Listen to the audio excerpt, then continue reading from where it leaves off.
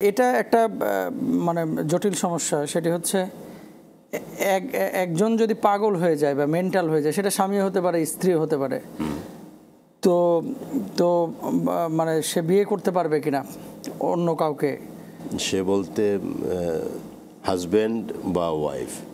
জি, মানে ওয়াইফ পাগল হয়ে গেছে, এখন ওয়াইফের বড় বোনকে বিয়ে করতে পারবেন কিনা, এটা হলো মূল প্রশ্ন। জি, দেখুন, এখানে ওয়াইফ যেহেতু মেন্টালি এমন পর্যায়ে গেছে যে ভালো হওয়ার সম্ভাবনা নাই, এটা যখন নিশ্চিত হবে এবং বিশেষজ্ঞ ডক্টর যখন একথা বলবে যে তার ভালো হওয়ার সম্ভাবনা নাই, তখন তার সাথে বিবাহটা বিচ্ছিন্ন করে দিতে হবে। জি, প্রথমে এই বিবাহটা বিচ্ছিন্ন করতে হবে।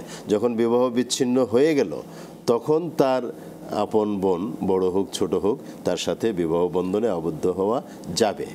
কিন্তু তাকে স্ত্রী হিসেবে রেখে তালাক দেওয়া ছাড়া চূড়ান্তভাবে তাকে তার স্ত্রী হিসেবে স্বীকৃতি অস্বীকার করা ছাড়া তিনি তার বোনকে একসাথে বিয়ে করা হারাম, পারবেন না, হারাম একসাথে। জি, ধন্যবাদ। আমাদের এক বোন প্রশ্ন করেছিলেন বিরতির আগে, তার 3 কন্যায় জুমাবারে দুনিয়ার মুখ দেখেছে বা জন্ম হয়েছে, সেক্ষেত্রে আলাদা কোনো ফ্যাসিলিটি বা ফজিলত আছে কিনা, এ বিষয়ে আপনার কাছে জানতে চেয়েছেন। দেখুন, জুমাবারের একটা আলাদা ফজিলত আছে, সেগুলো আমরা জানি। আর জুমাবারে 3 কন্যাই জন্মগ্রহণ করেছে, এটা নিঃসন্দেহে একটা ভালো দিক, পজিটিভ দিক।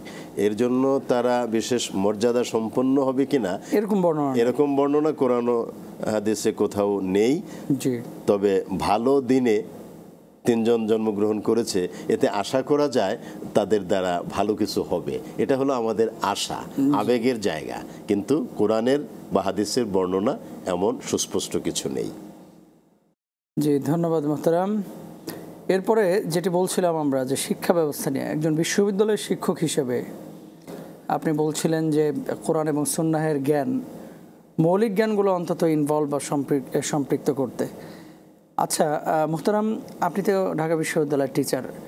বাংলাদেশে আগের চাইতে কিন্তু শিক্ষিতের হার অনেক বেড়েছে, কিন্তু সেই অনুপাতে ভালো মানুষের সংখ্যা কি বেড়েছে? আর যদি বলেন যে হ্যাঁ অনেক বেড়েছে, তাহলে এত খারাপ সমাজের মধ্যে আমরা দেখছি কেন? সমস্যাটা কোথায়? সমস্যাটা মূলে, রুট ঠিক না থাকলে যেটা হয়, আপনি এখানে 3টি বিষয় আপনি উল্লেখ করেছেন। প্রথমত, আগের চেয়ে শিক্ষিতের সংখ্যা বেড়েছে, হ্যাঁ, এতে আমি একমত। প্রচলিত ধারায় পড়াশোনা করে উচ্চশিক্ষা নিয়ে অনেক মানুষ বের হয়ে আসছে, ওতে পার্সেন্টেজ বেড়েছে, সন্দেহ নাই। নাম্বার 2, কিন্তু ভালো মানুষ তৈরি হচ্ছে না কেন? তাহলে বোঝা গেল ভালো মানুষের সংখ্যা আশানুরূপ আমরা দেখছি না, এটাও সত্য। নাম্বার 3, তাহলে সমস্যাটা কোথায়? আচ্ছা, দেখুন, ভালো মানুষ হচ্ছে না, শিক্ষিত লোকের সংখ্যা বাড়ছে। এর কারণ হলো শিক্ষাটা আমরা কোন শিক্ষাটা অর্জন করছি, ওই শিক্ষার ভেতরে ভালো মানুষ তৈরি করার মাল মশলা আছে কিনা, এটা হলো প্রথম দেখতে হবে। আমরা শিক্ষিত হচ্ছি, কিন্তু আমরা অশিক্ষা, কুশিক্ষায় ওই সংস্কৃতিগুলোকে ধারণ করে আমরা শিক্ষিত হচ্ছি। কাজেই আমাদের মানবীয় মূল্যবোধ, কোয়ালিটি, এটা বাড়ছে না। আমরা বরং পশুত্বের পর্যায়ে চলে গেছি, আমাদের আচরণে এটাই প্রমাণ হচ্ছে। তাহলে সমস্যাটা কোথায়? সমস্যাটা মূলে, শিক্ষা ব্যবস্থার মূলে। শিক্ষা ব্যবস্থার মূলে কেন বললাম? আপনি দেখবেন এই যে মিস্টার ডারউইন, বায়োলজিক্যাল সায়েন্সের একজন বড় বিজ্ঞানী, জীববিজ্ঞানী, তিনি the origin of species by means of natural selection এই নামে একটা বড় বই লিখেছেন।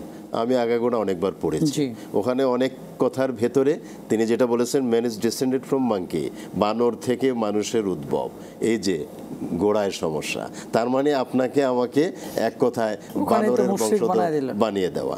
তো যেটা বানানোর কোনো এখতিয়ার তার নাই, সে বানিয়ে দিল।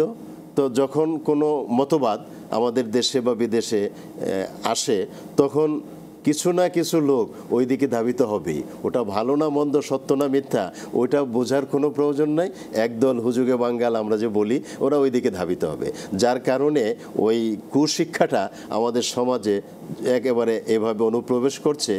আর অন্যদিকে ইসলামী শিক্ষা যেটা, কোরআন ও সুন্নাহর শিক্ষা যেটা, সেই শিক্ষাটা একেবারেই অনুপস্থিত থাকার ফলে ওই শিক্ষাটা আমাদের উপর খুব কঠিনভাবে আসর করেছে, যার জন্য আমরা ওই রুটের সমস্যাটাকে যদি নির্মূল করতে না পারি তাহলে আমরা কোনোদিনও ভালো মানুষ পাবো না ওই শিক্ষার দ্বারা।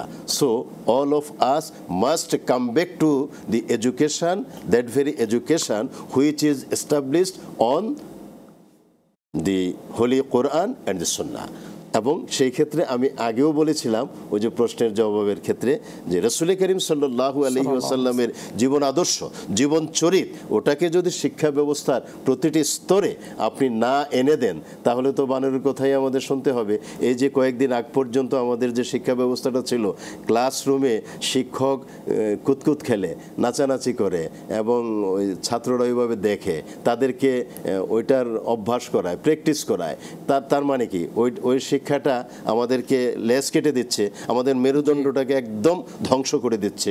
অতএব এই ধরনের বাজে শিক্ষা ব্যবস্থা দিয়া কোনোদিনও ভালো মানুষ আশা করা যায় না। ওই শিক্ষায় যারা শিক্ষিত পার্সেন্টেজ তাদের বাড়বে কিন্তু ভালো মানুষ তৈরি হবে না। আর রুটে যেহেতু গন্ডগোল, রুটকে ওটাকে উৎখাত করে দিয়ে অরিজিনাল কোরআন ও সুন্নাহকে ওখানে সেট করতে হবে, নবীজির আদর্শকে ওখানে সেট করতে হবে, তাহলেই ভালো মানুষ আশা করা যেতে পারে। বাই দি বাই, যে কথাটা বলছিলাম, এই যে আমাদের এনসিটিভির যে কোর্স কারিকুলামে, শিক্ষা কার্যক্রমে, ওখানে ওটা মানে পরিবর্তনের জন্য, পরিমার্জনের জন্য কমিটি করা হয়েছিল। তো কমিটি করলেই হবে না, ওটা আবার বাদও করা হয়েছে, আবার করবে, আবার বাদ করবে। এটা না করে যে কাজটা করতে হবে, কমিটিতে চেয়ারম্যান এবং মেম্বার হিসেবে যাদেরকে রাখতে হবে তারা হবেন সংশ্লিষ্ট ক্ষেত্রে এক্সপার্ট, এবং তারা কোরআন ও সুন্নাহর জ্ঞান অর্জন করে নিজেকে ওইভাবে এস্টাবলিশড করেছেন সমাজে। ওই রকম লোকগুলোকে প্রায়োরিটি দিয়ে যদি কমিটিটা পুনর্গঠন করা হয়, ওখানে ইসলামিক ডিস্টিংগুইশড ইসলামিক স্কলার যদি কয়েকজন রাখা হয়, এর পাশাপাশি এক্সপার্ট বিভিন্ন দিকের যদি রাখা হয়, তাহলে ওই কমিটিটা সুন্দর হবে এবং ওইটার পরিমার্জন, পরিশোধন ওটাও সুন্দর হবে, ভালো বিষয়গুলো থেকে যাবে, মন্দগুলো উৎখাত করা হবে। ওটাকে ঢেলে সাজানো হলে কোর্স কারিকুলামকে আপনি তখন ওটাকে শ্রেণীকক্ষে যখন পড়াশোনার জন্য দেবেন, ভালো মানুষ তৈরির ওই মাল মশলাগুলো তারা পেয়ে যাবে ছাত্রছাত্রীরা, অতএব তারা ভালো হবে, কোনো সন্দেহ নাই। জি, ধন্যবাদ মোহতারাম।